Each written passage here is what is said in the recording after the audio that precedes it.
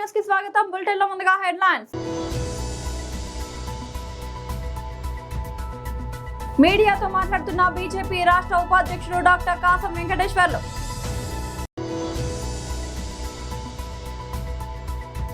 నకరికల్ మాజీ ఎమ్మెల్యే చిరుమర్తి లింగయ్య విలేకరుల సమావేశంలో ప్రసంగించారు.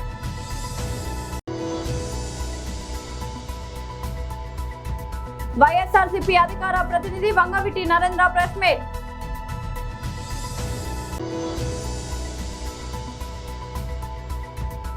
కేంద్ర జలశక్తి మంత్రితో పవన్ భేటీ. మీడియాతో మాట్లాడుతున్న బీజేపీ రాష్ట్ర ఉపాధ్యక్షుడు డాక్టర్ కాసం వెంకటేశ్వర్లు. మీడియా మిత్రులకు నమస్కారాలు, అదే రకంగా స్వాగతం. ఈ మధ్యకాలంలో తెలంగాణ రాష్ట్రంలో అధికారంలో ఉన్నటువంటి కాంగ్రెస్ పార్టీ నాయకులు, ముఖ్యంగా ముఖ్యమంత్రి గారు, వారి అనుచర బృందం ఏది నోటికొస్తే అది మాట్లాడుతూ ఉంటారు. అర్థం పర్థం లేని వాగుడు వాగుతూ ఉంటారు. పరిపాలన గాలికి వదిలేసింది. ఎండాకాలంలో చేయాల్సినటువంటి పనులు వానాకాలంలో చేస్తూ ఉంటారు. కనీసం హైదరాబాదు వర్షాలు వస్తాయి, బాగు చేయాలంటే ఎండాకాలంలో చేసుకొని వర్షాకాలం వరకు ప్రజలను రక్షించేటువంటి ప్రయత్నం చేయాలి. ఆఖరికి ముఖ్యమంత్రి ఏం చేస్తున్నాడంటే, ఆయన చేస్తే నేను చెప్తే ఓడి ఇంటలేరు అని చెప్పేసి అధికారుల సమావేశంలో కూడా అసహనం వ్యక్తం చేస్తూ ఉన్నారు. ఏం చేయాలనో చెప్పలేని పరిస్థితి కనపడతా ఉంది. దాని పర్యవసానం ఏమంటే దయనీయమైనటువంటి పరిస్థితి. తొలకరి జల్లులకే 6 మంది ప్రాణాలు బలి ఉన్నాడు రేవంత్ రెడ్డి ప్రభుత్వం. హైదరాబాద్లో ఇవాళ అడ్డగోలుగా రేవంత్ రెడ్డి గారు ఏమి పని చేయక హైదరాబాద్ విధ్వంసం చేసేటువంటి ప్రయత్నం చేస్తున్నారు. ఒక్క ఇటుక కూడా కొత్తగా ఇటుక పెట్టి కట్టిన పరిస్థితి లేదు. కానీ పేదల ఇళ్ళన్నీ కూలగొడతా ఉండవు. ఇవన్నీ కూడా ఏంటంటే వారి నియంతృత్వానికి పరాకాష్ఠగా ఇవాళ కనబడతా ఉంది. ఇవాళ మీరు చూడండి, నిన్న మొన్న ఢిల్లీకి పోయిండు, నీతి ఆయోగ్ సమావేశానికి పోయి వచ్చిండు. అక్కడ ఏం ఫైల్ ఇచ్చిండో తెలియదు, అక్కడ ఏం ప్రాజెక్ట్ రిపోర్టు అందరి ముందర సబ్మిట్ చేసిండో తెలియదు. కానీ బయటకు వచ్చి మాత్రం తెలంగాణకు వచ్చేసి గొడవ పెట్టేటువంటి పరిస్థితి కనపడతా ఉంది. రాజకీయంగా అసహనంతో మాట్లాడుతుంది. ఫ్లస్ట్రేషన్ అనేది నఖశిఖ పర్యంతం రేవంత్ రెడ్డికి ఆవహించిపోయింది. ఏం మాట్లాడుతున్నాడంటే, అంటే భారతీయ జనతా పార్టీ పైసలు ఇవ్వట్లేదు, కేంద్ర ప్రభుత్వం పైసలు ఇవ్వట్లేదు, కిషన్ రెడ్డి గారు ఆపుతా ఉన్నారు, రామచంద్రరావు గారు దాన్ని సపోర్ట్ చేస్తూ ఉన్నాడని చెప్పేసి అసహనంతో మాట్లాడుతూ ఉన్నాడు. నకరికల్ మాజీ ఎమ్మెల్యే చిరుమర్తి లింగయ్య విలేకరుల సమావేశంలో ప్రసంగించారు. ముందు ఇచ్చిన హామీలను నిలబెట్టుకోలేని పరిస్థితుల్లో ప్రజలకు ముఖం సాటేస్తూ జూబ్లీస్ ప్యాలెస్కే పరిమితమైన ఈ రాష్ట్ర ముఖ్యమంత్రి రేవంత్ రెడ్డి గారు కొంతమంది విప్లవకు మరి స్లిప్లీస్ పొద్దున్నేసే అబద్ధాలు, అసత్య ప్రచారాలు చేస్తూ కేసీఆర్ గారు మీ ఉన్న ఇమేజ్ని ఏ రకంగా మేము మాట్లాడితే తీస్తారో అన్నట్టు ఆలోచనతో మాట్లాడుతారు. ఈరోజు వేముల వీరేశం గారు విప్పుగా ఆయన గాంధీ భవన్లో మెట్రో మరి ఫేజ్ 2 గురించి మాట్లాడడం జరిగింది. మెట్రో రైలు గతంలో మరి కాంగ్రెస్ హయాంలో వైఎస్ఆర్ కానీ, అదేవిధంగా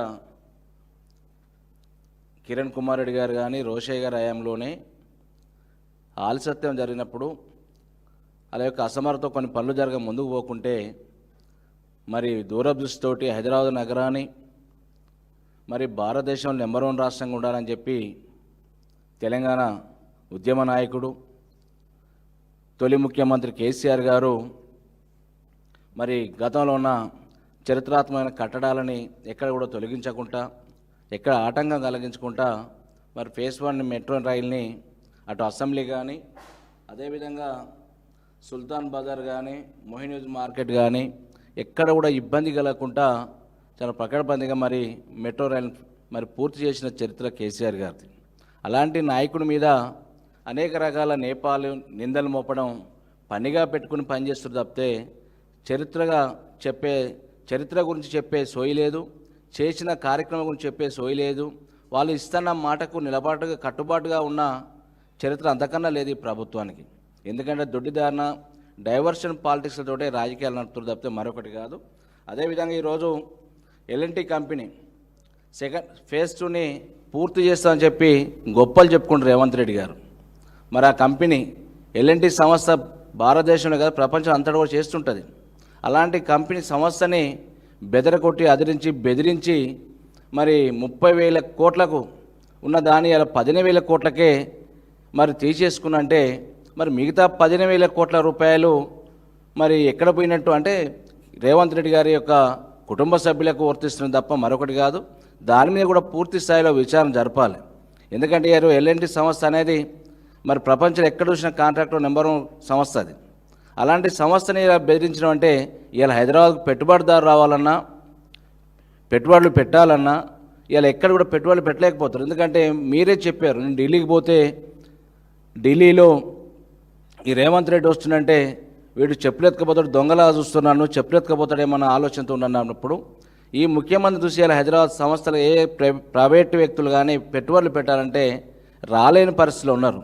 ఇలా ఈ రేవంత్ రెడ్డి గారేమో ముందు చూపుతో పోతున్నారని చెప్పి విప్పులు చెప్తారు. వైఎస్ఆర్సీపీ అధికార ప్రతినిధి వంగవీటి నరేంద్ర ప్రెస్ మీట్. ముఖ్యంగా జనసేనకు సంబంధించినటువంటి యాక్టివ్గా పనిచేసిన వాళ్ళ కుటుంబం, మరీ ముఖ్యంగా రాధారంగా మిత్రమండలి వాళ్ళు సభ్యులు కావటం నాకు చాలా దగ్గరగా, వాళ్ళందరూ కూడా మా కుటుంబ సభ్యులే. విషయం తెలుసుకునేసరికి మాకు చాలా సమయం పట్టింది. అసలు ఏం జరిగిందని చెప్పని పూర్తి వివరాల్లోకి వెళ్తే, అతన్ని ఒక మర్డర్ కేసులో ముద్దాయి అని చెప్పని అతన్ని తీసుకొచ్చి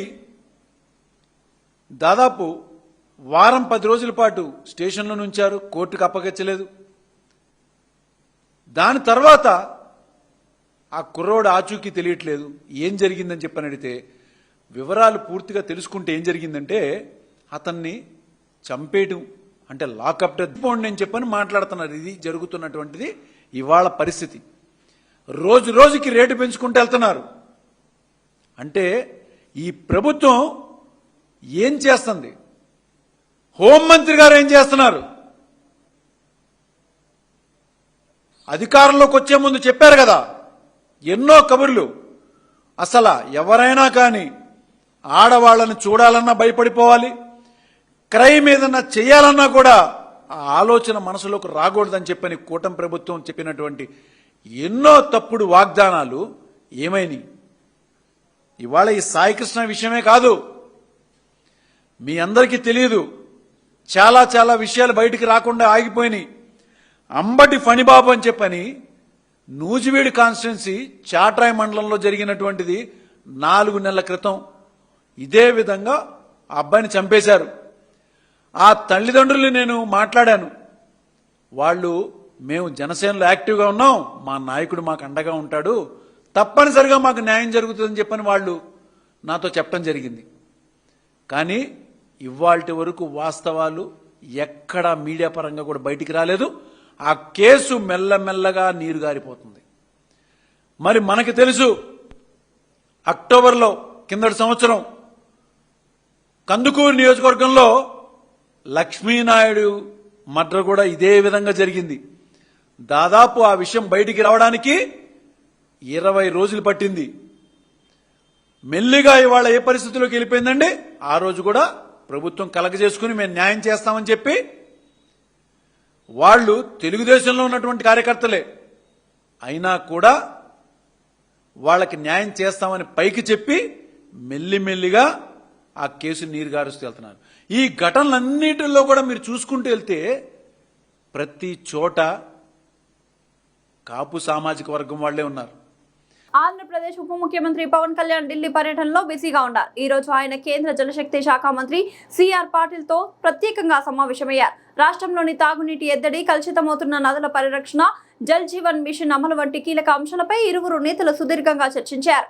ఏపీలోని కొన్ని ప్రాంతాల్లో ఇంకా నీటి కొరత తీరలేదని పవన్ కళ్యాణ్ కేంద్ర మంత్రి దృష్టికి తీసుకెళ్లారు. ప్రజలకు స్థిరమైన తాగునీటి సరఫరా అందించడానికి గుజరాత్లోని సూరత్ నమూనాను అధ్యయనం చేయాలని అధికారులకు పవన్ సూచించారు. సూరత్ లో పారిశ్రామిక వ్యర్థ జలాలను శుద్ధి చేసి మళ్లీ ఎలా విజయవంతంగా వినియోగిస్తున్నారో అదే విధానాన్ని ఆంధ్రప్రదేశ్ లో కూడా అమలు చేసే అవకాశాలను పరిశీలించాలని అన్నారు. గోదావరి పుష్కరాలు సమీపిస్తున్న నేపథ్యంలో నదీ జలాల స్వచ్ఛతపై ప్రత్యేక దృష్టి పెట్టాలని పవన్ స్పష్టం చేశారు. పారిశ్రామిక కాలుష్యం వల్ల ఏపీలోని నదులు, జలవనరులు దారుణంగా దెబ్బతింటున్నాయని ఆయన ఆందోళన వ్యక్తం చేశారు.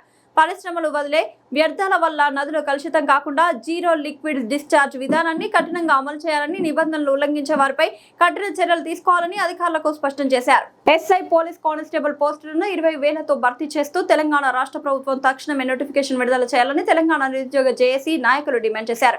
ప్రభుత్వం నోటిఫికేషన్ విడుదల చేయాలని కోరుతూ తెలంగాణ ఉద్యోగ జేఏసీ చైర్మన్ మోతీలాల్ నాయక్ ఆధ్వర్యంలో నిరుద్యోగులు ఉస్మానియా యూనివర్సిటీలో పెద్ద ఎత్తున ర్యాలీ నిర్వహించారు. ఈ సందర్భంగా మోతీలాల్ నాయక్ మాట్లాడుతూ ఎస్ఐ కానిస్టేబుల్ ఉద్యోగాల కోసం 5,000తో నోటిఫికేషన్ ఇస్తే జీవో నెంబర్ 46 ప్రకారంగా 2,000 ఉద్యోగాలు హైదరాబాద్ కు పోతాయని, మిగిలిన 3,000 ఉద్యోగాలు రాష్ట్రంలో ఉన్న 33 జిల్లాలకు పోతాయని అన్నారు. 3,000 ఉద్యోగాలు 33 జిల్లాలకు పోతే కులానికి ఒక్క పోస్టు నిరుద్యోగులు పంచుకోవాలని అన్నారు. అందువలన రాష్ట్ర ప్రభుత్వం ఎస్ఐ కానిస్టేబుల్ ఉద్యోగాలను 5,000తో కాకుండా 20,000తో కూడిన నోటిఫికేషన్ ఇవ్వాలని, లేని ఏడల రాష్ట్రంలో అగ్నిగుండాన్ని సృష్టిస్తామని అన్నారు. ఉద్యమాల గడ్డ ఉస్మానియా యూనివర్సిటీ నుంచి ఒక ఉద్యమాన్ని లేవనెత్తుతామని రాష్ట్ర ప్రభుత్వాన్ని హెచ్చరిస్తున్నామన్నారు. అలాగే నోటిఫికేషన్ లో లాంగ్ జంప్ ను 3.5 మీటర్లకు కుదించాలని అన్నారు. ఎస్ఐ వయో పరిమితి 36 సంవత్సరాలకు తగ్గించి కానిస్టేబుల్ వయో పరిమితిని 38 సంవత్సరాలకు పెంచాలని అన్నారు. జీవో నెంబర్ 46ను రద్దు చేసి అప్లికేషన్ ఫీజును 1,000 రూపాయల నుంచి 100 రూపాయలకు తగ్గించాలని డిమాండ్ చేశారు. డిమాండ్లను పరిష్కరించకుండా రాష్ట్ర ప్రభుత్వం మొండి వైఖరితో వెళ్తే 33 జిల్లాల్లో ఉన్న నిరుద్యోగ యువత తెలంగాణ రాష్ట్ర ప్రభుత్వంపై తిరుగుబాటు చేస్తుందని హెచ్చరించారు. కార్యక్రమంలో నిరుద్యోగ జేఏసీ నాయకులు కాంగ్రెస్ ప్రభుత్వం వస్తే ఏడాదిలోనే 1,00,000 ఉద్యోగాలు ఇస్తామని చెప్పి ఒక ఏడాదిలోనే 2 లక్షల ఉద్యోగాలు మేము విడుదల చేస్తామని చెప్పేసి ఆ 3 సంవత్సరాలు అయినా కూడా ఈ 3 సంవత్సరాల్లో రాష్ట్ర ప్రభుత్వం నిరుద్యోగ యువతను మొత్తం కూడా నెలకొక సాగు చెప్తూ, అబద్ధం చెప్తూ, నాంచుతూ, మోసం చేస్తూ అసెంబ్లీ సాక్షిగా జాబ్ క్యాలెండర్ విడుదల చేసి ఆ రోజున నెలకొక నోటిఫికేషన్ వస్తుందని మేము అందరం కూడా ఆశపడ్డాం. అప్పటి నుంచి మొదలు పెడితే 40,000 ఒకసారి అంటారు, 70,000 అంటారు, 30,000 అంటారు. లాస్ట్కి ఎస్ఐపిసి నోటిఫికేషన్ వస్తుంది అని చెప్పి 3 సంవత్సరాల తర్వాత మేము ఇస్తామని చెప్పేసి మీరు అన్నది ఏంది? 5,000 ఉద్యోగాలు. 5,000 ఉద్యోగాలు ఇస్తే దాంట్లో 2,000 ఉద్యోగాలు హైదరాబాద్కి పోతాయి, 3,000 ఉద్యోగాలు 33 జిల్లాలకు పోతే ఒక్కొక్క జిల్లాలో ఒక్కొక్క కులానికి కూడా ఒక్కొక్క పోస్ట్ కూడా రాదు. ఇలాంటి నేపథ్యంలో మీరు 3 సంవత్సరాల నుంచి ఎస్ఐపిసి నోటిఫికేషన్ 14,000తో వస్తుంది, 15,000తో వస్తుంది, 20,000తో వస్తుంది. డీజీపీ చెప్పినారు కదా దీని మీద ఇన్ని ఖాళీలు ఉన్నాయని చెప్పేసి, 20,000 ఉద్యోగాలు ఖాళీగా ఉన్నాయని చెప్పేసి అన్నారు కదా. మరి అన్నప్పుడు దీన్ని ఫుల్ఫిల్ చేయడానికి మీకేం ప్రాబ్లం వచ్చింది? కాబట్టి దీనిని మేము నిరసిస్తూ మా తమ్ముళ్ళు అందరూ కూడా, నిరుద్యోగ పిల్లలందరూ కూడా దిల్సుఖ్ నగర్లో, అశోక్ నగర్లో వర్షంలో తడుస్తూ నిరసన కార్యక్రమాలు తెలుపుతున్నా కూడా ప్రభుత్వానికి కొంచెం చీమ కొట్టినట్టు కూడా లేదు. ఈ యొక్క టోటల్ ప్రాసెస్ని, ఈ ప్రభుత్వం యొక్క వైఖరిని మేము తీవ్రంగా ఖండిస్తూ, నిరసిస్తూ ఈరోజు ఉస్మానియా యూనివర్సిటీ పోరాటాల గడ్డ అయినటువంటి ఉస్మానియా యూనివర్సిటీ నుంచి ఉద్యమాన్ని మేము మొదలు పెడుతున్నాం. కాస్కో రేవంత్ రెడ్డి, నువ్వు పొరపాటున 5,000 కనుక నోటిఫికేషన్ ఎస్ఐపిసి నోటిఫికేషన్ కనుక వేస్తే రాష్ట్ర ప్రభుత్వం మొత్తం కూడా నిప్పు అంటిస్తాం. మొత్తం లా అండ్ ఆర్డర్ ప్రాబ్లం రేపు రైజ్ అయితే మాత్రం దానికి పూర్తి బాధ్యత నువ్వే వహిస్తావు. రాష్ట్రంలో మరో తెలంగాణ ఉద్యమాన్ని ఈ ఎస్ఐపిసి నోటిఫికేషన్ 20,000 వేయాలని చెప్పేసి డిమాండ్ చేస్తూ మేము భారీ ఎత్తున నిరసన కార్యక్రమాలని, మెరుపు ధర్నాలని, మాకు ఈ తెలంగాణ యువత ఒక్కసారి నిప్పు కణికలే బయటకు వస్తే ఎట్లా ఉంటుందో చేసి చూపిస్తామని చెప్పేసి ఈ యొక్క సందర్భంగా రాష్ట్ర ప్రభుత్వానికి హెచ్చరిస్తా ఉన్నాం.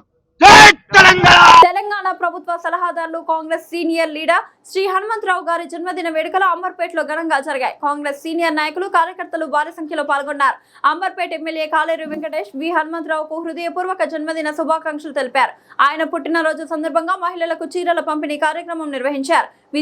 విద్యార్థులకు నోట్ పుస్తకాల పంపిణీ కూడా జరిగాయి.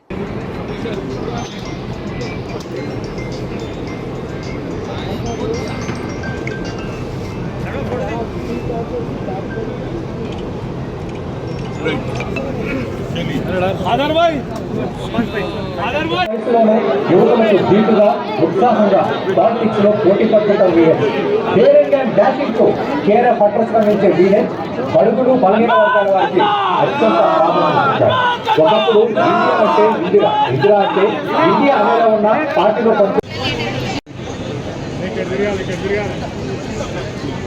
అన్నా ఇక్కడ అందరు వచ్చాడు ఇట్లా ఇట్లా ఇది రాజో పూరే జనే ఆజో ఓకే ఇక్కడ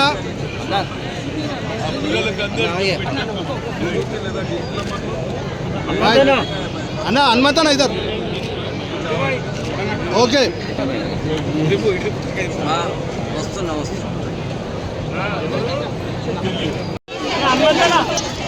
ఓకే అన్న థ్యాంక్ యూ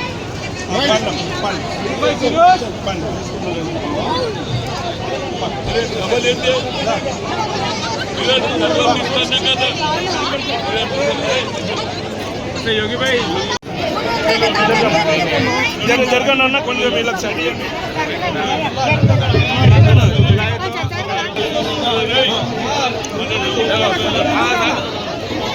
జరగండి అన్న వీళ్ళకి సైడ్ అన్న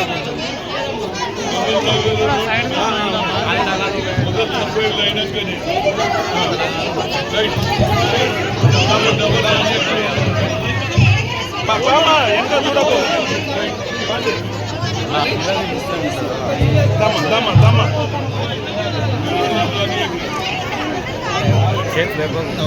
अपना आयरन चाहिए मामा एक आयरन चाहिए मोबाइल पूरा काम याद है मामा एक सेकंड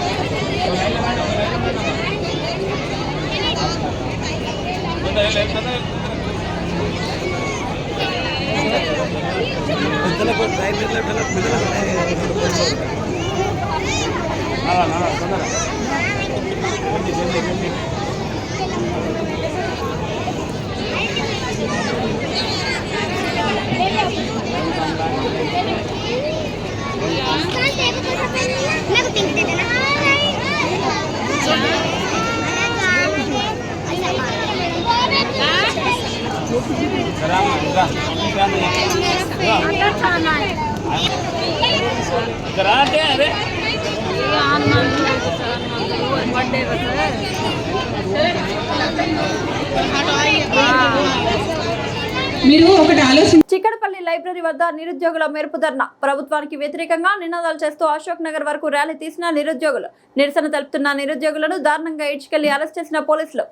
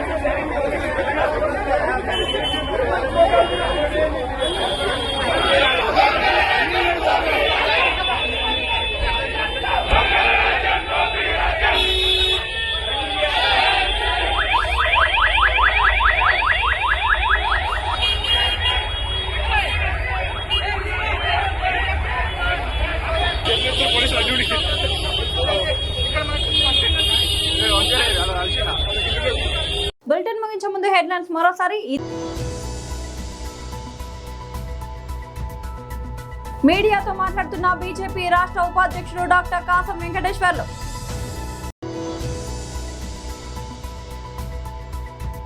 నకరికల్ మాజీ ఎమ్మెల్యే చిరుమర్తి లింగయ్య విలేకరుల సమావేశంలో ప్రసంగించారు.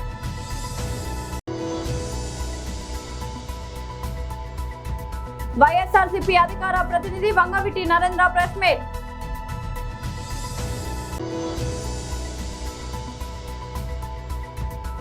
కేంద్ర జలశక్తి మంత్రితో పవన్ భేటీ. ఇది వాటి బులెటిన్ అప్డేట్. మరొక బులెటిన్ మళ్ళీ కలుద్దాం. అంతవరకు సెలవు.